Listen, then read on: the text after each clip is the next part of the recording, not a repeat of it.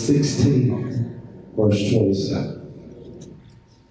Once you find it, once you declare, I have it. If you can't find it, say, Lord, help me. Here's what Solomon is giving instructions to. Hear me. The book of Proverbs is, in fact, a manual that Solomon wrote for his sons. He wrote it for his sons, grooming them for leadership, knowing that they would one day be kings. And so these virtues, these wisdom nuggets were in preparation for their road to office of authority. Every person who's in this room, you don't even realize God is grooming you for your next assignment. You are too anointed just to be an employee. The calling on your life is to be a supervisor, to be a manager, to be a CEO. You're going to be in charge of something before this year is over. If you believe it for your own life, shout out loud, he's talking to me. Proverbs 16 and 27. Here's what it says. Idle hands are the devil's workshop, and idle lips are his mouthpiece. You may be seated. Amen. Would you arm yourself with writing instruments? If in fact you're technologically savvy, you are given in your Android or your iPhone or your tablet, there is an app that affords and allows you the availability to take notes. Physiologists suggest that we forget 85% of what it is that we hear, and there's too much that I want to download into you tonight that I cannot afford for you to forget. The shortest pencil is stronger than the greatest memory. The shortest pencil is greater than the strongest memory. And so there are some things that are going to be relative to your own life that I want you to write down as we hop into it. I'm going to preach on this, our last night together in this restoration conference. I want to preach using as a subject, I'm bored to death. I'm bored to death. Would you look at the person beside you and tell them, I know what that feels like. What that feels like. I'm bored to death. I grew up in the midst of the old school tradition of proving yourself to be available for ministry. I accepted my call to preach when I was 19 years of age, while I was a freshman at Morehouse College in Atlanta, Georgia. My pastor gave no leniency to me, that in spite of me being a full-time college student, he charged me to read a book a week. And every Friday he would call me to give him a synopsis of that book. From the time that I was 19 to where I am today, I've continued that tradition up until 2 weeks ago. 2 weeks ago, I was en route to Phoenix, Arizona for an intimate pastoral conference. 40 lead pastors from around the nation. And we went into the mountain for prayer. Pray for this nation. Pray for its leaders. And while I'm flying to Phoenix, sat next to me was a 10-year-old unescorted boy who was going to meet his dad in Phoenix. I had my book open. I had purpose in my mind. I am not going to talk to this kid. We were doing well for a little while. And the stewardess came down the aisle and asked, did I want anything to drink? I said, no, I'm engaged in reading. This little boy now had downed 2 cans of Coca-Cola. I knew at any moment things were going to go south. And sure enough, while it is that we were at an altitude some 50,000 feet in the air, he found the muster of a precocious 10-year-old. Looked direct at me and said, Do you have an iPad? Was looking around to see who would recognize me for the lie I was getting ready to tell. Because I instinctively wanted to tell him no. I said, yes, I got an iPad. He said, can I use it? I said, sir, you don't want my iPad. I said, it's nothing on the books and biblical commentaries and news outlets and blogs. You don't want my iPad. I said, I only got one game on it. I got little girls. I said, I only got one game on it. It's Angry Birds. You don't want that. His eyes immediately got big. He said to me, I bet I can beat you. I shut my book, rolled up my sleeves, said, let the games begin.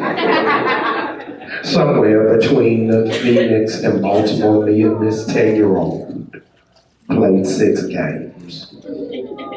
Embarrassing, I've got to tell you that he beat me 5 of those 6.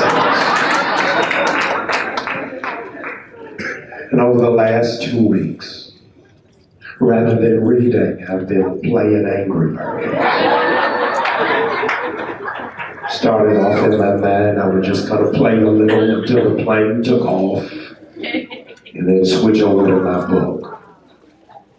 But as it has happened, I started off while we're still on the runway. And then when we land, I'm still playing the game.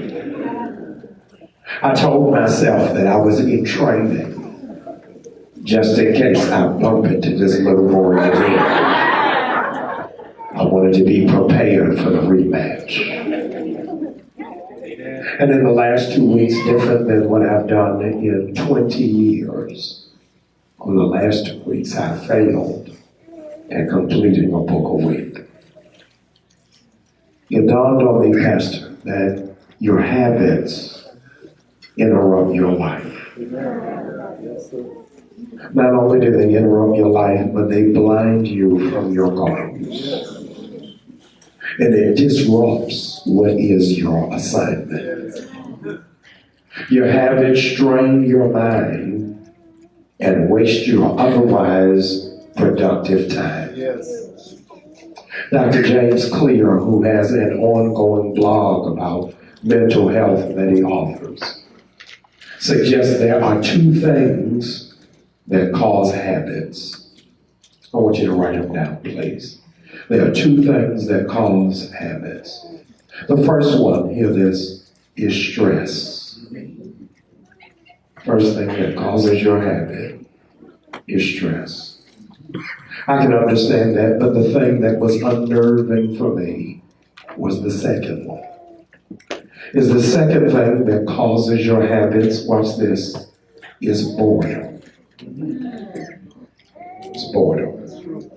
Your habits are usually initiated to cover one of those 2 things, stress or boredom.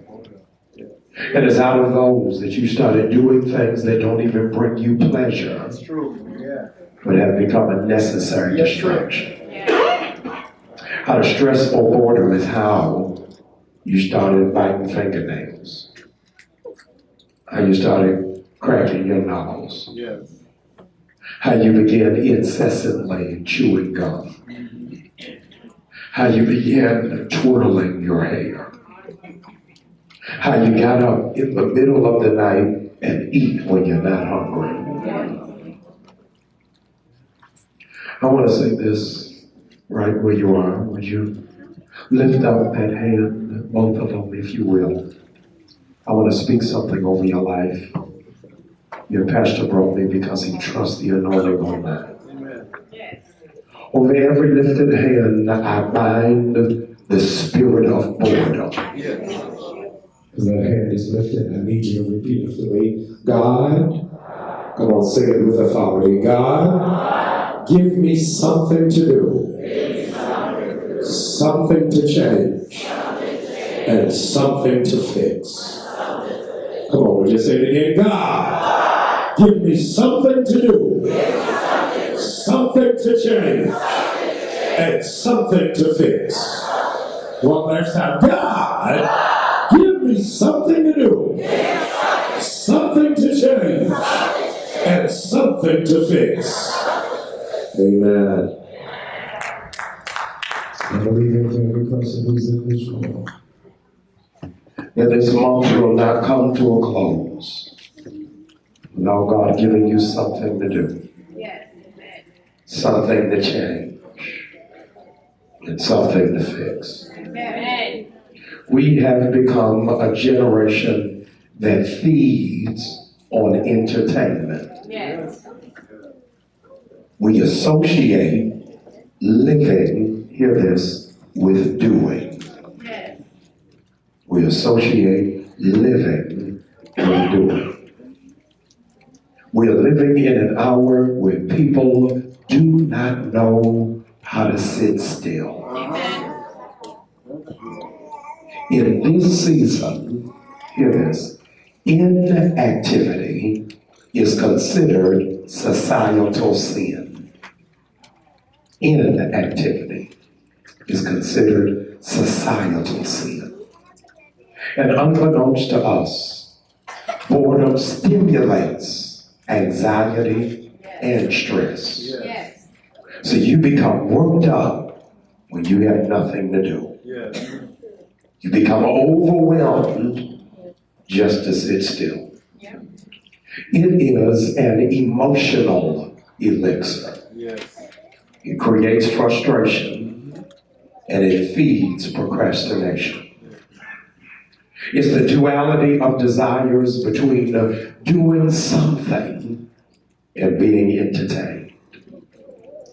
You have become so engulfed, you now take your phone to the bathroom. Sensory stimulation, and here's what I need you to be mindful of, is that we have now replicated the model of society. So now what has happened is we now need stimulation, hear this, for worship. And so in an hour, in an era of neo-Pentecostal charismatic expression, in order for us to hit the vein of worship, the praise team has got to be at the right decibel. The musicians have got to be in the right key. Your hands have got to be in the right positioning. The lights have got to be dimmed to the right notch. Because we have associated activity with intimacy. So as a consequence, most of us don't have a devotional life. Because sometimes God is not in the earthquake. Sometimes he's not in the whirlwind. Sometimes he's in a still, small voice. But if worship is conducive only, that it's got to be replicating of a rock concert. How then do I create worship in my living room when I don't have the benefit of instruments? Many of us have not been appropriately taught how to pray because we give speeches but don't have conversations. So we talk to God, get up off our knees and go on to what we have to do. And then we charge God with not answering, but we never stop to listen. So God has got to disrupt your life just to get your attention because you are so busy in the busyness of life that you do not have time to hear from God until you're in crisis. I hope I'm talking to somebody who's in this room.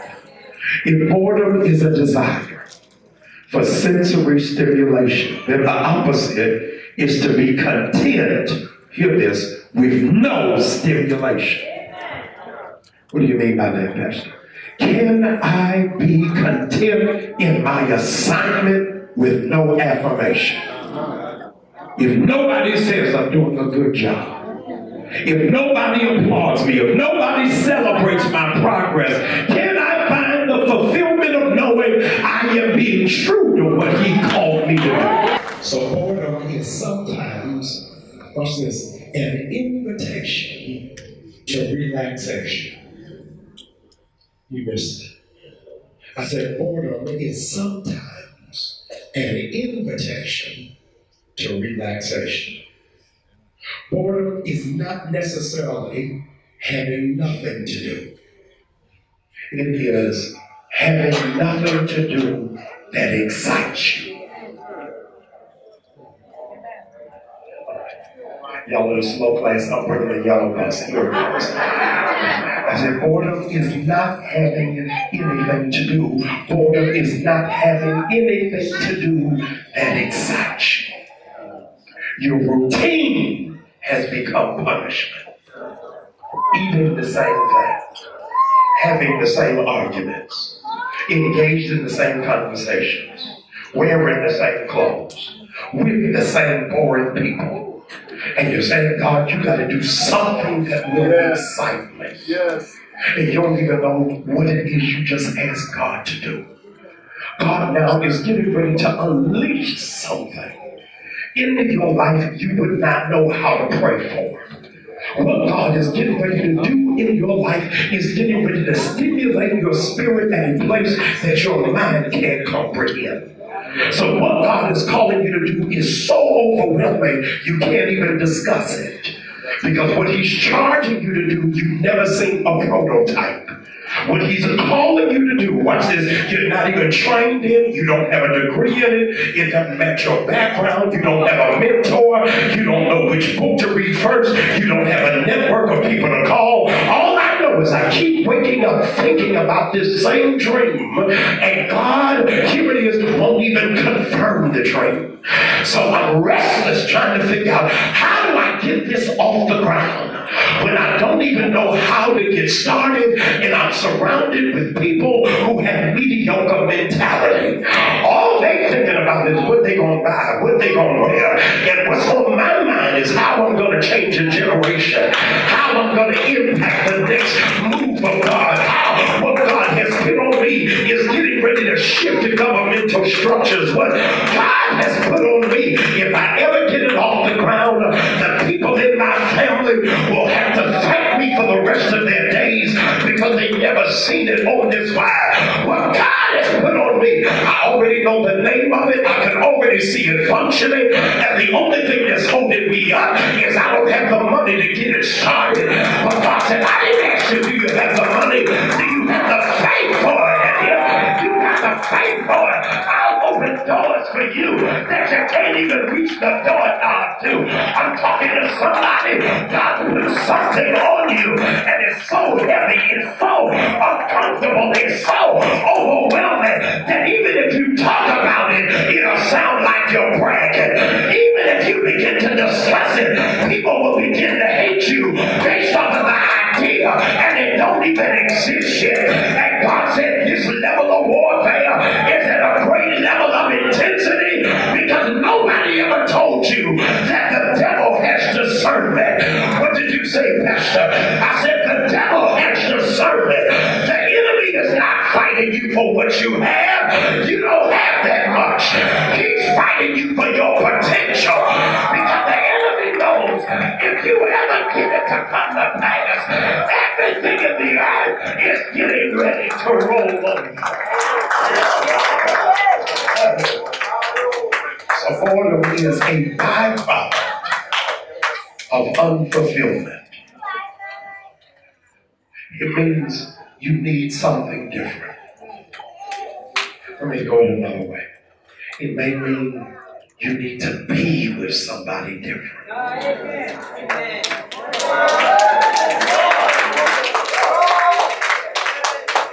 You're going to have to be taught something different. That's why over the last 18 months, your circle has shifted. People have left with no warning. People who you tried to help resent you. I can't hear nobody in here. Your problem is you love too hard to people that don't deserve it. And you give people your last and they don't even know how to appreciate it. And then they get offended when you realize that I am giving to a taker who is never going to get back to me. And I'm drained because I keep pouring into other people. And I pause and try to figure out when is somebody going to add something back into my life. And folks don't even understand I'm driving on fumes. I don't even know how I'm making it this far without having a nervous breakdown, without being bitter, without being angry. I mean, I'm tired after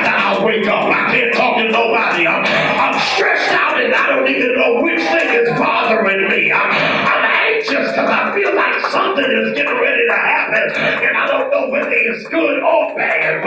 When something good happens, I have to figure out if it's too good to be true. But I came to kill a demon tonight, to let the enemy know that you have taken enough years of our life. But God said, if you give me glory, I'm not promising you're going to be rich. I'm not promising you're going to be famous. But for 50 of you that are shout, he said, if you give me glory, tonight begins the happiest season of your life. I said, if you open up your mouth, it's going to be the happiest you've been in years.